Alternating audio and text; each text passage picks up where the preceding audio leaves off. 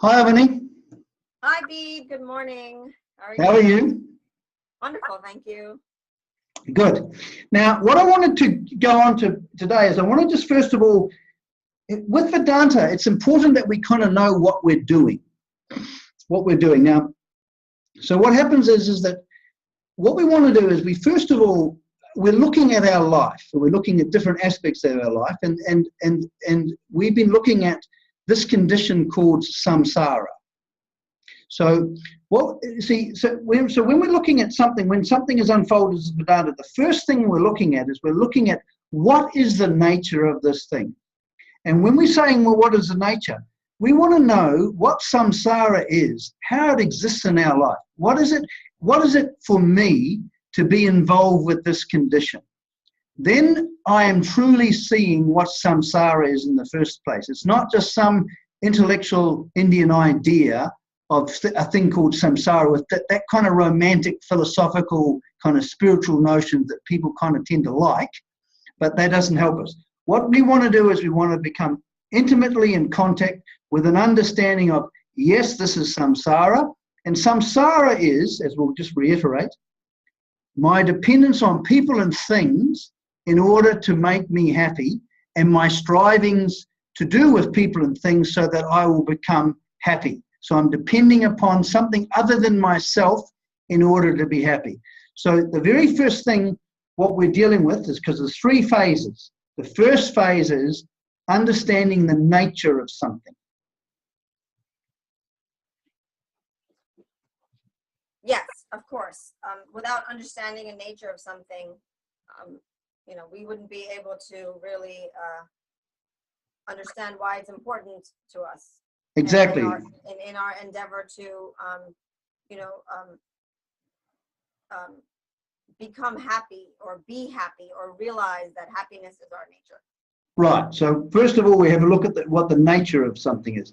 The second thing, as you just rightly said, what we deal with is what is its significance? Because it's not, you see, if we're going to see something in our life, because Vedanta is a light in which we see things in our life clearer, things that we haven't really looked at before.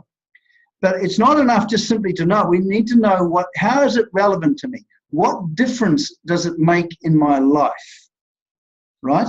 And then the last thing is, how can we, because we can see that, well, while we're caught in samsara, we are basically enslaved in a way. Do you know what I mean? We're just simply caught in a mindless motion, if you like, that goes around and around.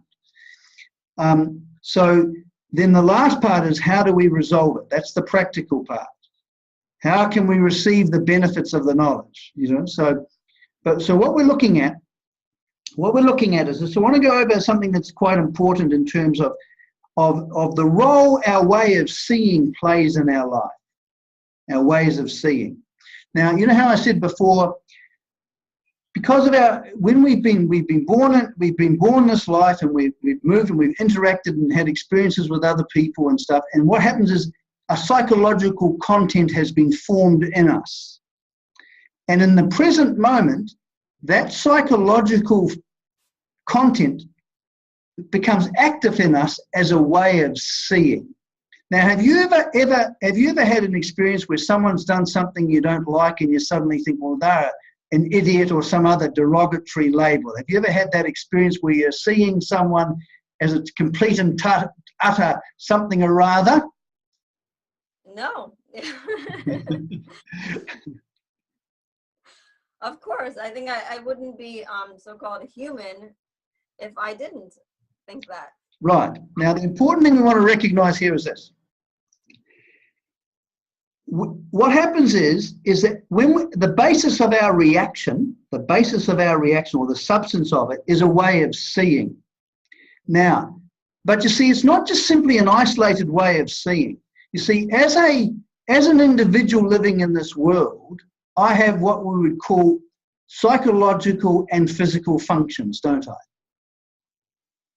Okay, yes. So imagine the last time you think of someone that you really don't like.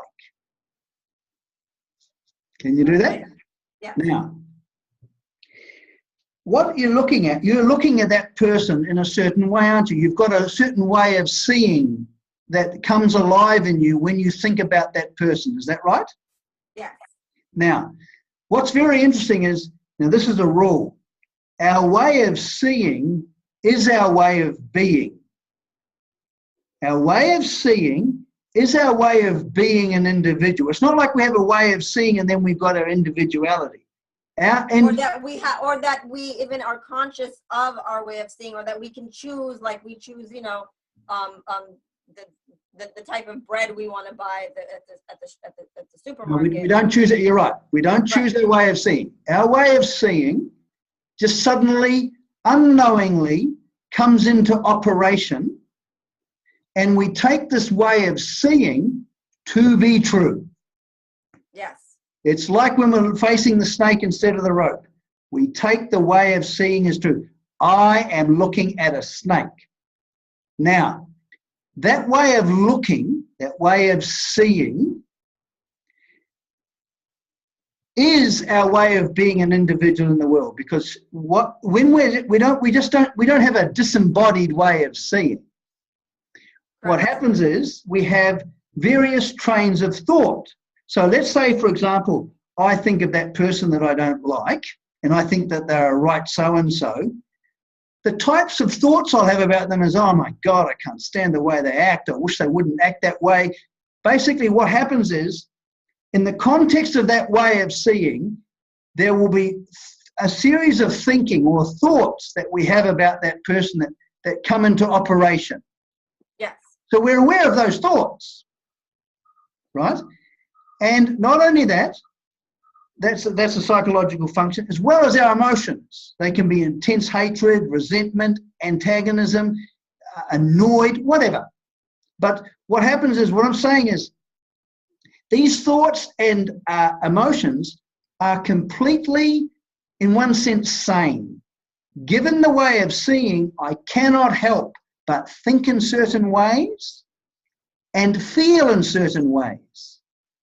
Yeah, I think that's a very good point. I think there's a psychological order at play here, which makes us all the same, because we're all humans and we all have a mind and a psyche, if you will. Mm-hmm. And that psyche is governed by certain laws. And the law is that, given a way of seeing, a particular train of seeing, I will most likely behave and feel in a certain way. That's exactly right. If I have become that way of seeing, I will think in certain ways. I will, so long as I become it. I'm not talking about being aware of the way of seeing becoming active. That's different. I can be aware that a way of seeing has become active, but I'm not lost in it. But normally speaking, if we become this way of seeing, we will think in certain ways. We will feel in certain ways. We'll have certain physiological reactions. If when you think about someone you don't like, you notice that your jaw gets a bit tense, your fists crouch a bit, your breathing is affected. And not only that, there will be a behavior that goes along with that way of seeing. So what I'm saying is this: our way of seeing is our way of being. Now, this is very important for Vedanta, because we don't try in Vedanta to try and transform the way the psychological functions, the types of thinking that happen, the feelings, the physiological reactions, or even the behavior patterns. Because what we're interested in is the governing factor, which is the way of seeing. So right. So when you're saying way of seeing in that context of me not liking someone, is it just my way of seeing that individual person, or is it my way of seeing myself and the world at large? Well, what happens is, at any one time, when you look at yourself, for example, right? Have you ever heard people talk about, I'm looking at myself? Yes. What they're doing is they're creating a picture, aren't they? They've got a picture of themselves. So they have a way of seeing themselves. Let's say I have a way of seeing myself, I'm a bit of a loser. Now, if I've got that way of seeing, first of all, what type of thoughts would I have about myself? Avani, have a guess. That I'm not good enough, that I'm a failure, that I won't accomplish anything. And then and then there's obviously feelings associated with Mm-hmm. it, feelings of anxiety, depression, lack of motivation. Yep. And what type of behavior? Maybe I will, Withdraw? yeah, maybe withdraw from society, not be proactive in doing things that will help me to feel better because I Mhm. already have this notion that I'm not good enough. Mm-hmm. So it somehow seems to get worse and worse and worse. Yes, because I can't help but be that way of seeing. You see, Exactly. so when I'm looking at myself, so-called looking at myself, actually what it is, it's a way of seeing, myself, but in actual fact, it's just a notion. It's a notion. We don't experience it as a notion, though. We experience it as very real. So at any one time, we can be involved in a way of seeing ourselves. Like we might see ourselves getting angry, and we go, "Oh, I shouldn't be angry. I'm a nasty person because I'm being angry." That is Right. a way of seeing myself. I'm a nasty person because I'm getting angry when I should be full of sweetness and light, Yes. peace and love, and all that nonsense, right? So Right. what happens is there are various ways of seeing myself. There's various ways of seeing other people. And there's various ways of seeing the world at large. So Right. So when you say these are notions, Mhm. I think it's very important because this way of seeing, we are these ways of seeing. This is how we, this is who we are. And often, and you're saying that they're notions. So somehow Vedanta is going to reveal to us that these ways of seeing, which are making me unhappy and everyone unhappy, are not by, I guess I'm trying to ask you if you could explain or explore this the definition of notion. So what do we really mean by? That's a very good point. Let's go back to the analogy that it's a somewhat dark room and there's a coiled rope in the corner, and we take it to be a snake. Right. Now, does the snake exist for real, or are we taking something as something else? The latter. This we are taking something for something else, and the snake does not exist for real. Right. However, now this is where it's interesting, the word mistake. Mis means wrong. It's a wrong take.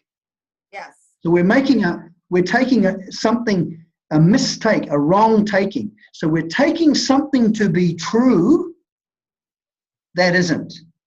Right. So we as far as the experience goes, we are experiencing reality.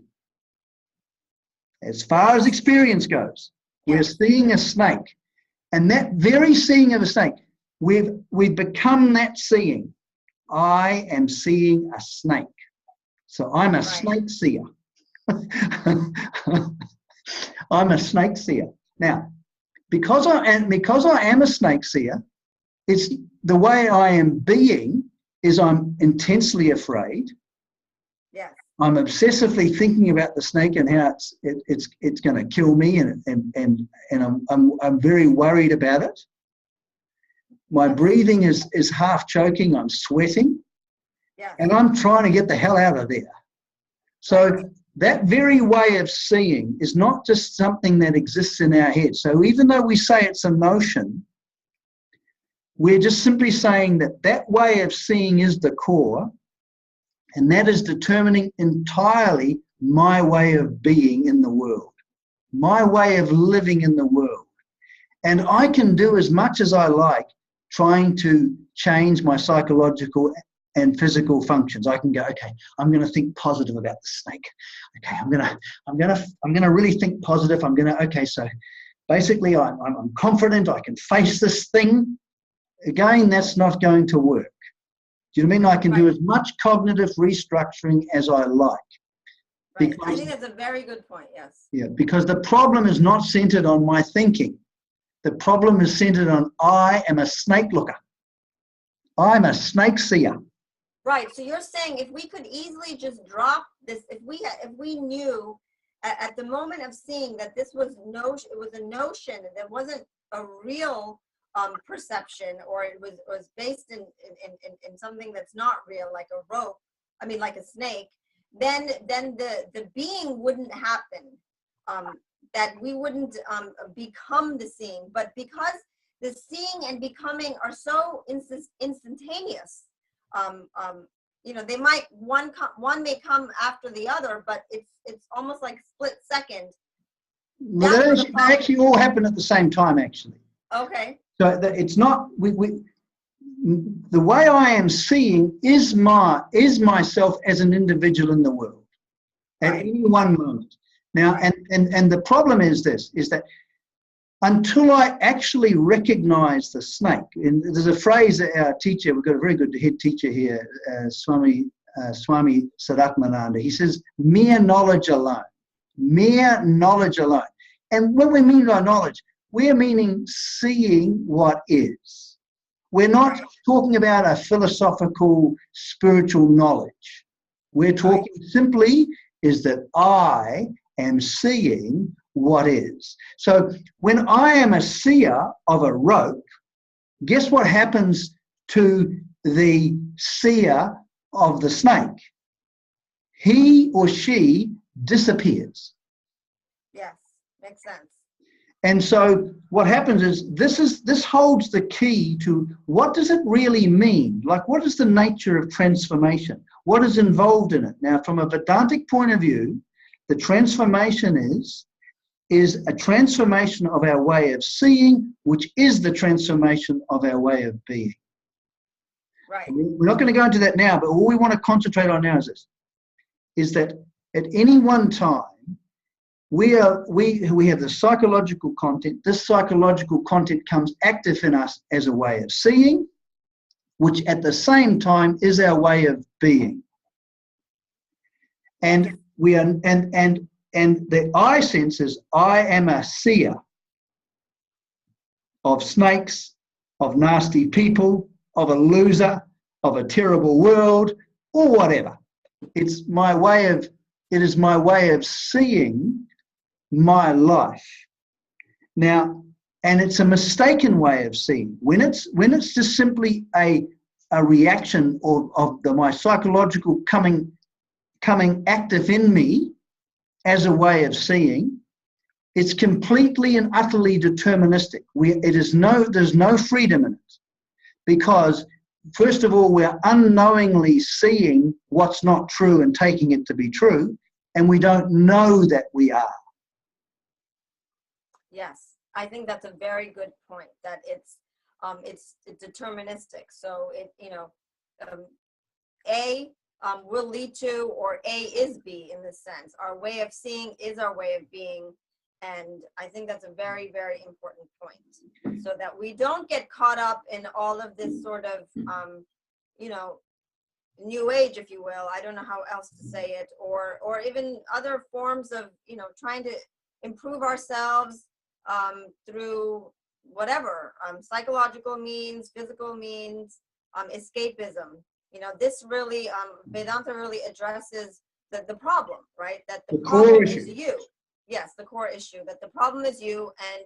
And in here in this video series, we're saying it really boils down to the way of seeing, which is the way of being.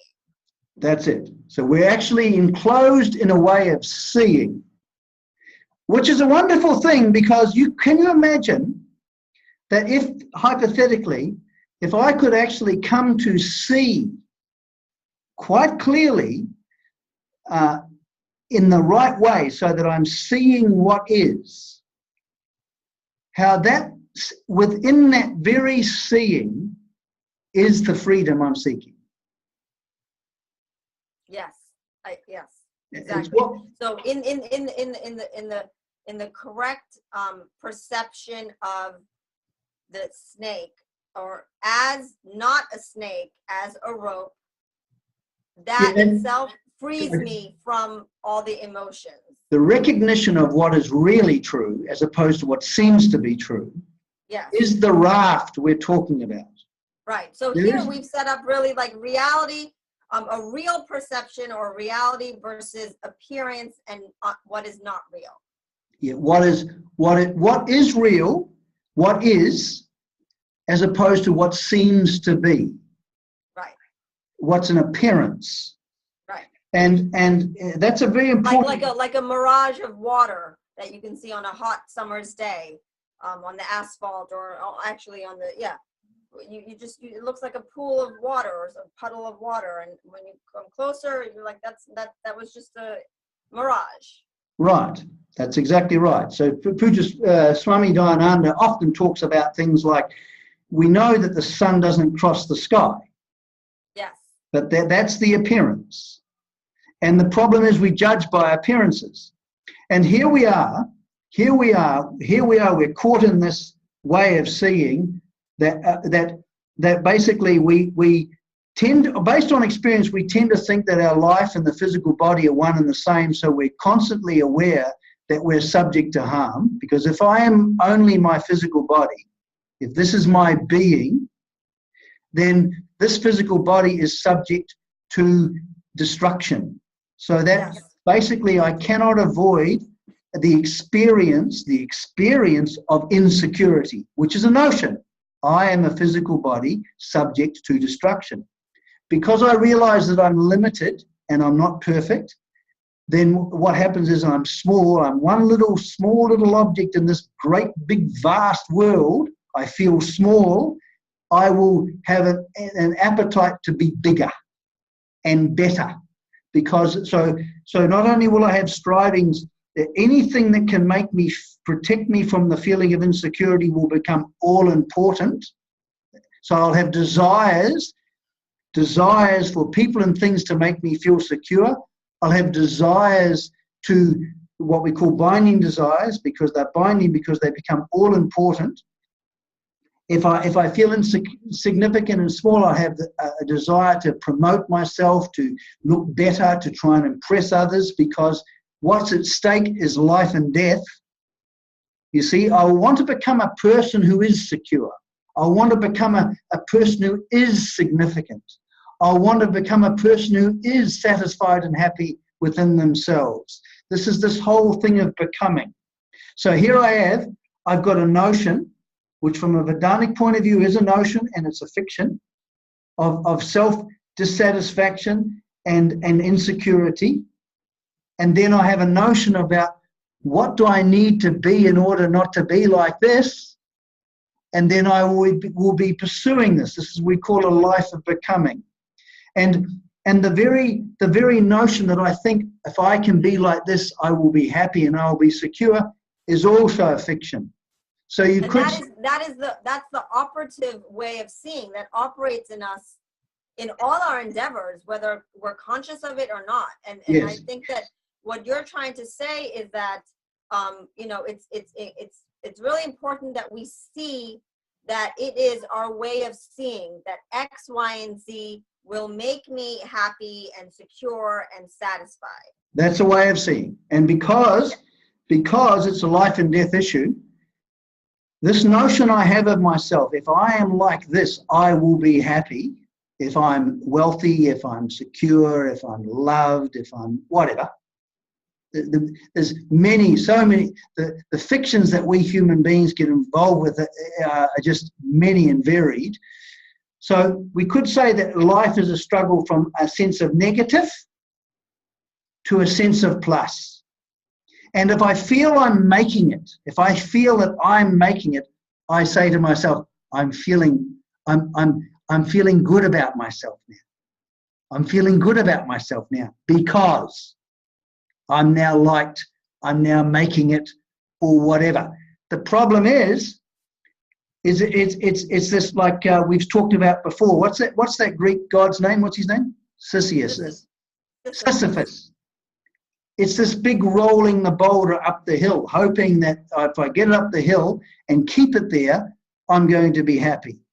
And so what happens is, but everything about me, but based on this way of seeing, if I see that, yes, this is my solution, I cannot help but go towards it.